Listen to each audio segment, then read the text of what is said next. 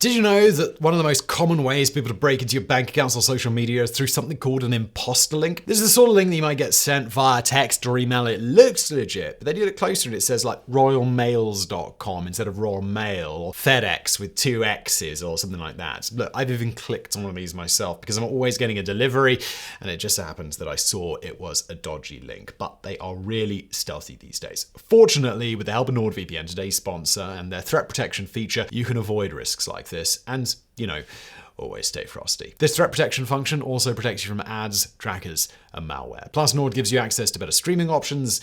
We've talked about that before. So get NordVPN today. You can use it across 6 devices, and if you don't like it, there's a 30-day money-back guarantee. So go to nordvpn.com/TopTenz, and you'll get 4 months for free on a 2-year plan. And now today's video.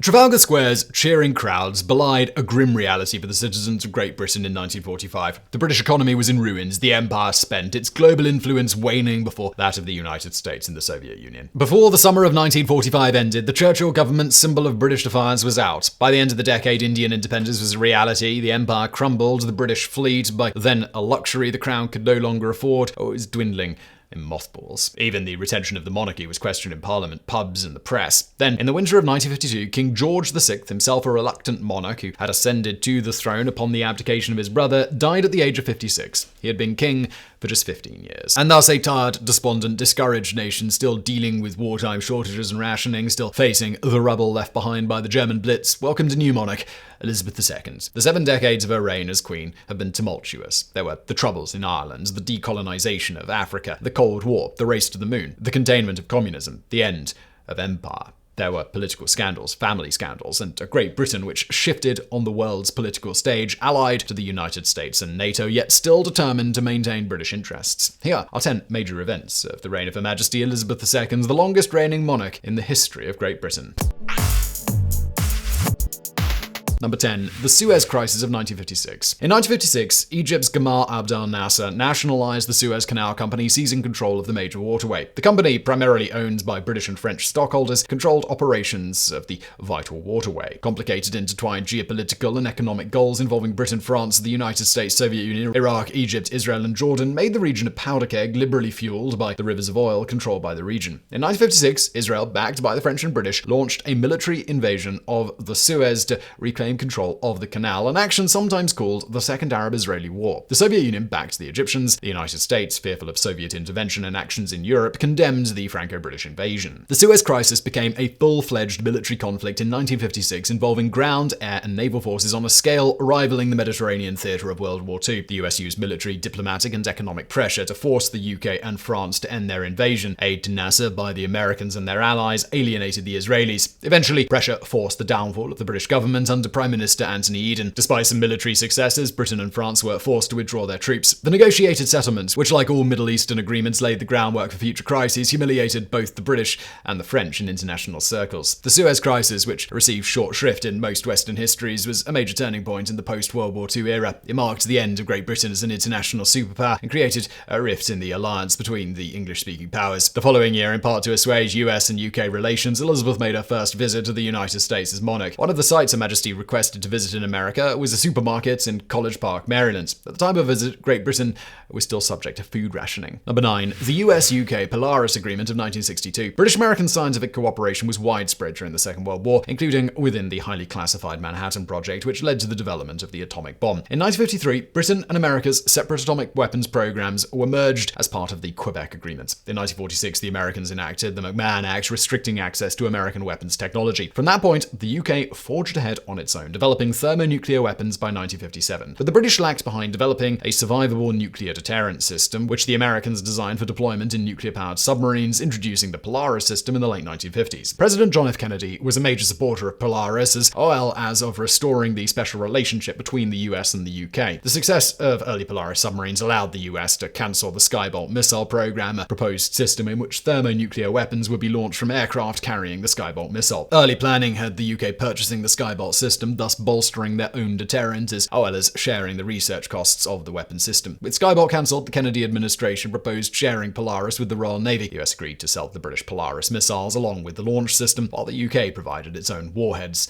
and the submarines. The Polaris agreement, later amended to include Trident missiles, remains the source of Great Britain's independent nuclear deterrent program. Since 1966, the Royal Navy has maintained at least one nuclear-armed submarine at sea, giving the British government leverage in diplomatic relations as a full-fledged nuclear power. The Polaris agreement between the United States and Her Majesty's government has been the basis of continuing British credibility as a nuclear power for more than 50 years. With amendments to include the Trident II missile and the Dreadnought-class submarine, it will continue to unite the two powers for decades to come. Number 8. The British invasion and swinging London of 1964 to 1966. Beginning with the Beatles in the early 1960s and continuing through films, Alfie to Sir with Love, fashion, go-go boots, miniskirts, television, The Avengers, Doctor Who, and international celebrities, Twiggy, Sean Connery, Julie Andrews, David Frost, Great Britain dominated the 1960s entertainment world. Dingy, drab British streets transformed seemingly overnight into swinging London. Led by the Beatles, British musical acts dominated the airwaves, particularly in the United States, where disposable incomes found their way into British pockets. By the 1960s, the Beatles alone were earning roughly $650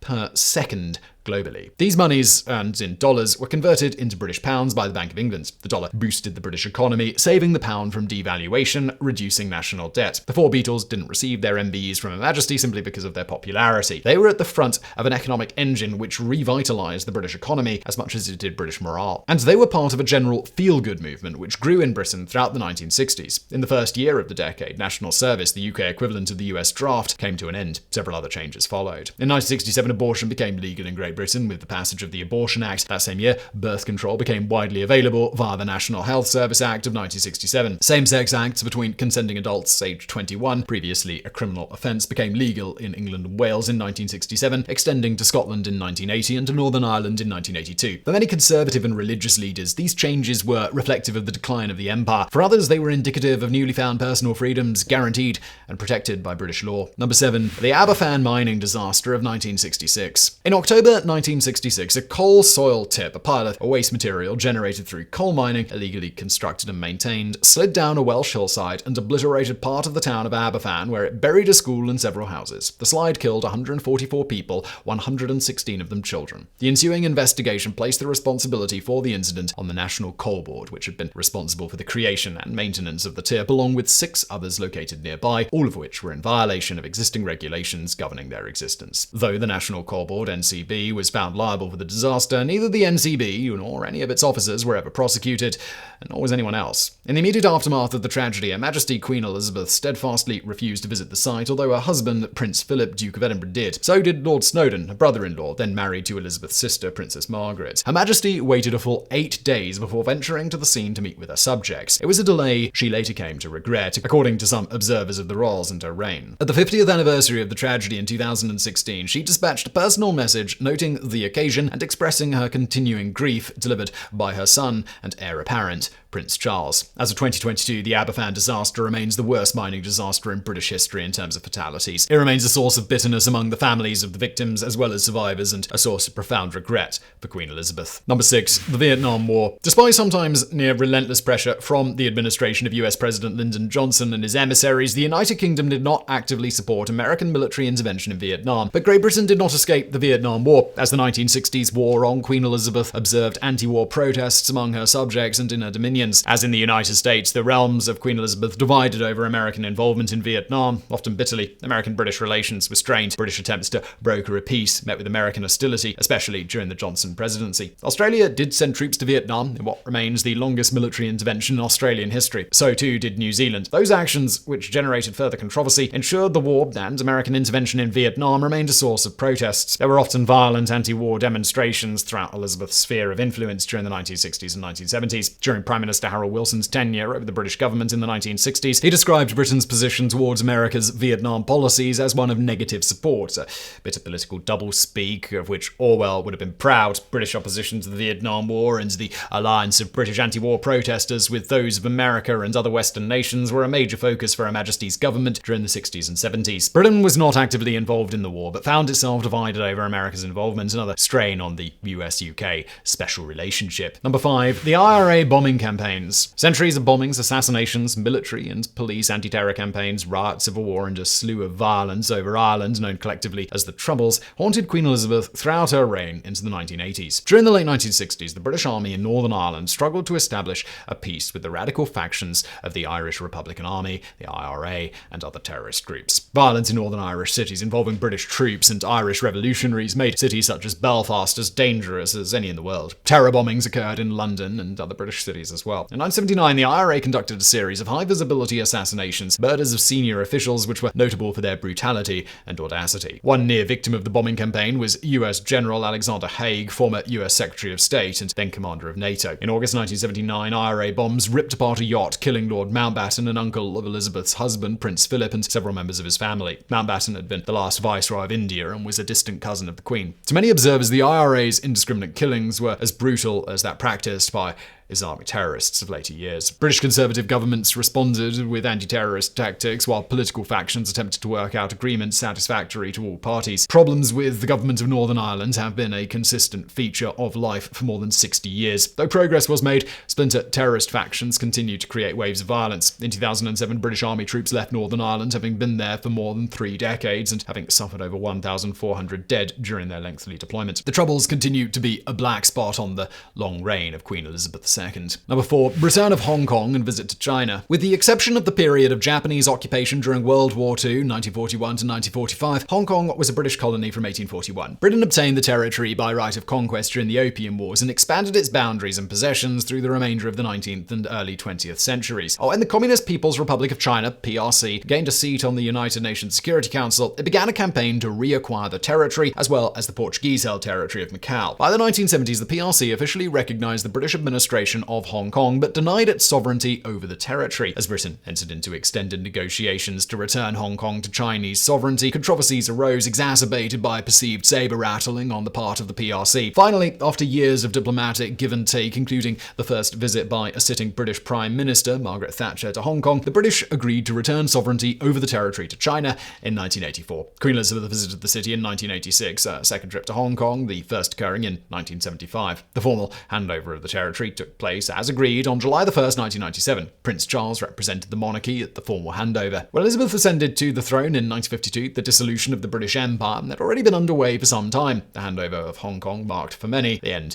of the British Empire. In 2002, Parliament established the term British Overseas Territory to describe the 14 remaining territories still under the control of the Crown. Number 3. 1992 and the year of scandals for the royal family. Throughout her long life, before and during her reign as Queen, Elizabeth has remained free of personal scandal and even controversy. Her life has been dedicated to service, beginning as a young princess during the Second World War. Unfortunately for Her Majesty, the same can't be said of her family. Elizabeth's sister Margaret was involved in several sex scandals, a public and embarrassing divorce, and a publicly scrutinized private life which provided tabloid fodder on both sides of the Atlantic. Elizabeth's son Andrew's public behavior led to him being dubbed Randy Andy by the British press decades before his association with Jeffrey Epstein and accusations of child abuse. Eventually, he was removed from his duties as a royal due to his deteriorating reputation. But it was the troubled relationship between her son Prince Charles and his wife Princess Diana and the intruders into their marriage which led Her Majesty to dub 1992 as Annus Horribilis. To quote, "Not a year on which I shall look back with undiluted pleasure." That year, her daughter Anne was divorced from her husband, Captain Mark Phillips, following a tabloid-fueled scandal in which both parties were linked to outsiders. The Duchess of York, the former Sarah Ferguson, and her husband, the aforementioned Randy Andy, produced numerous salacious stories for the press, complete with photographs leading to their separation and eventual divorce. Then there was the separation of Diana and Charles, punctuated with the publication of conversations between the Princess of Wales and James Gilbey. The following year, another tape containing intimate and embarrassing conversations between Prince Charles and Camilla Parker Bowles provided additional gasps and tusks over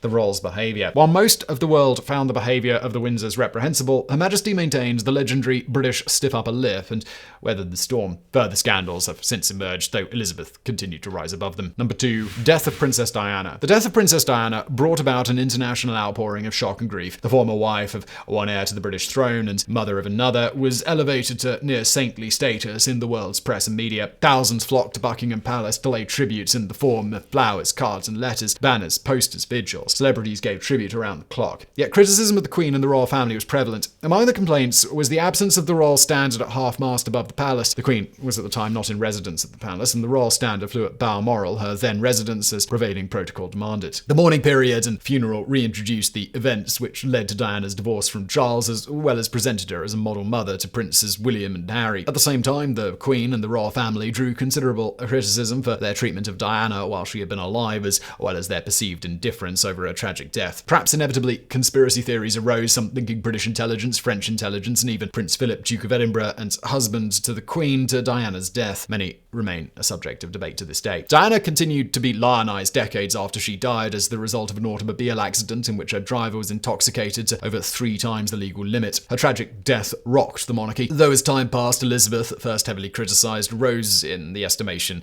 of most of her subjects. Number 1. Marriage of Prince Harry and Meghan Markle. Throughout her long reign, Elizabeth has maintained a difficult relationship with the British press, including numerous lawsuits instigated by Her Majesty and her family. The press has responded with critical, sometimes salacious coverage of the royals, both of their professional handling of their duties and their personal lives. Advancing age caused the Queen to gradually reduce her public appearances, especially after the death of her husband, Prince Philip, in 2021. Throughout her reign, public approval of the monarchy as an institution has waxed and waned, though personal approval of the Queen has remained high. In 2012, the year of her Diamond Jubilee, it reached 90%. In 2017, Prince Harry, the younger son of Prince Charles and Princess Diana, announced his engagement to Meghan Markle, a biracial divorcee who happened to, gasp, be American. Elizabeth's uncle had decades before abdicated the throne in order to marry a divorced American woman, and though the possibility of Harry ever ascending to the throne was remote, it nonetheless demonstrated how public attitudes had changed throughout Elizabeth's reign. Public acceptance of Meghan was almost universal. Later events proved that within the private rooms of the royal family, she was not so readily welcome. Prince Philip advised his grandson against marrying his betrothed. Meghan and Harry eventually renounced their royal duties and relocated to America, and their subsequent appearances with the royal family indicate an ongoing rift with the Windsors. Yet Her Majesty appeared above the fray. Après moi, le déluge. Louis XV of France is said to have commented, meaning, after me, the flood. The quote is said to express indifference to events once one is dead and gone. It cannot be said to apply to Queen Elizabeth II. Despite the shenanigans of some members of her family and arguments for the elimination of the monarchy which arise from time to time in British society, Her Majesty has for over 7 decades served her people with patience, fortitude and regal dignity. The public generally recognises and respects her dedication. Regardless of who or what inevitably replaces her as Britain's head of state, she will prove to be a tough act to follow.